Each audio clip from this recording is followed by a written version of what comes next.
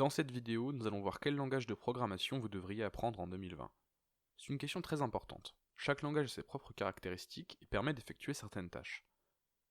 Si vous ne choisissez pas bien votre langage de programmation par rapport à vos objectifs et à vos projets, vous allez passer des dizaines d'heures à apprendre et à vous entraîner pour au final devoir recommencer. Cette vidéo ne s'adresse pas qu'aux débutants cherchant à apprendre leur premier langage de programmation.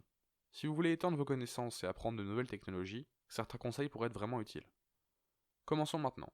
Il faut savoir qu'il y a deux grands domaines dans la programmation, le développement web et le développement logiciel, c'est-à-dire le développement de logiciels de bureau, le scripting, l'intelligence artificielle, l'automatisation, etc. Les langages de programmation visent généralement un de ces deux domaines. Ils visent même un ou plusieurs sous-domaines. Je vous propose donc de voir les langages de programmation que je recommande pour chaque domaine et chaque sous-domaine. Si vous voulez faire à peu près tout, Python fonctionne très bien. Il permet de faire du développement web back-end, c'est-à-dire créer des serveurs d'un site web, sa base de données et toute sa logique interne. C'est le langage parfait pour le scripting, c'est-à-dire créer des petits programmes non graphiques effectuant des tâches précises.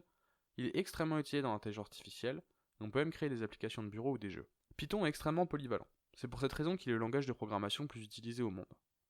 C'est le premier langage que j'ai vraiment appris et je ne le regrette pas. Il me permet encore aujourd'hui de toucher à énormément de domaines.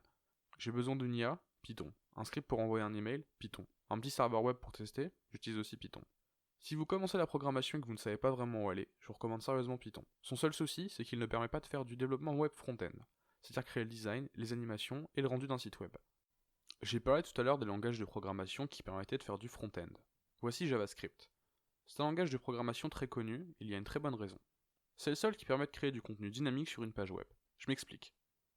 Lorsque vous voyez une animation sur un site, c'est du JavaScript. Un chargement partiel, c'est-à-dire sans recharger la page complètement, c'est du JavaScript. Si vous mettez un pouce bleu sur cette vidéo, c'est du JavaScript. C'est le langage de programmation qui nous permet de manipuler des pages web. Il a été créé pour ça, et il remplit extrêmement bien son but. Si vous naviguez souvent sur le web, c'est le langage que vous rencontrez le plus chaque jour.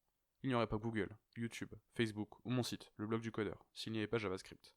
JavaScript est un langage de programmation plutôt simple à apprendre. Si vous voulez faire du développement web, vous n'avez pas le choix, vous devez y passer. Bien qu'à la base ce langage permettait uniquement de créer des pages web, on peut aujourd'hui faire un tas de choses grâce à JavaScript. Grâce à Node.js, une implémentation de JavaScript qui tourne sur notre ordinateur, on peut créer des sites back-end, faire du scripting, ou même créer des logiciels grâce à Electron.js. Néanmoins, je ne le recommande pas aux débutants. Node.js utilise un concept appelé l'asynchronisme. Pour faire simple, plusieurs morceaux du code s'exécutent presque en même temps. Si vous voulez apprendre JavaScript pour le développement web, vous pourrez à terme vous intéresser à Node.js. Mais dans le cas où vous voulez utiliser ce langage pour faire du développement logiciel, partez sur Python. Si votre truc c'est plutôt le développement web back-end, alors PHP est probablement fait pour vous. PHP c'est le langage de programmation le plus utilisé dans le développement web back-end. Les statistiques varient mais on considère que 79% des sites web utilisent PHP. C'est un langage qui est assez simple à apprendre.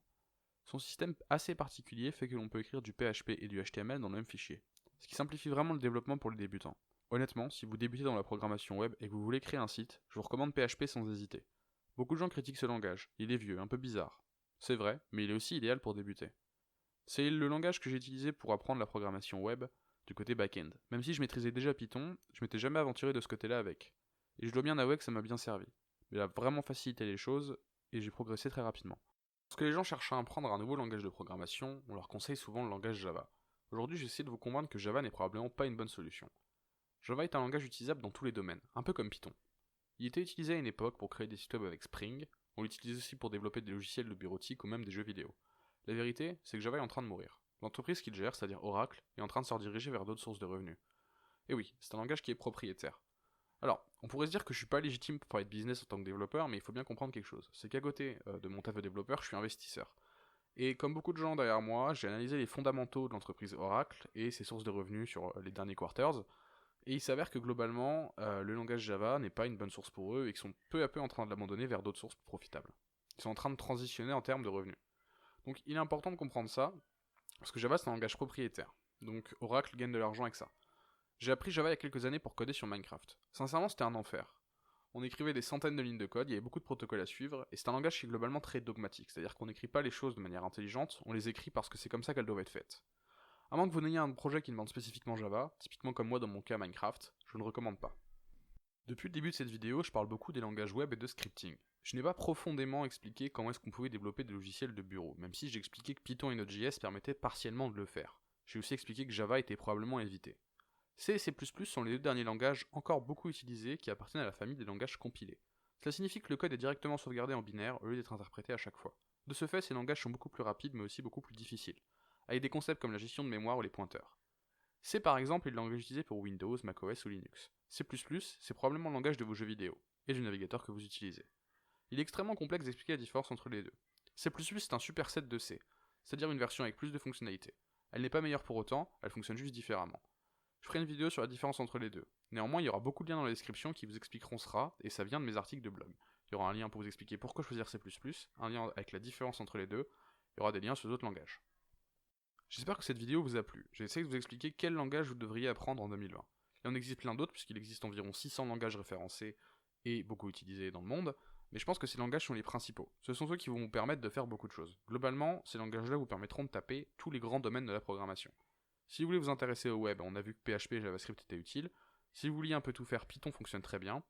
Pour faire du développement logiciel ou développement bas niveau, c'est-à-dire développer des choses complexes qui demandent beaucoup de précision, C ou C++ fonctionneront très bien.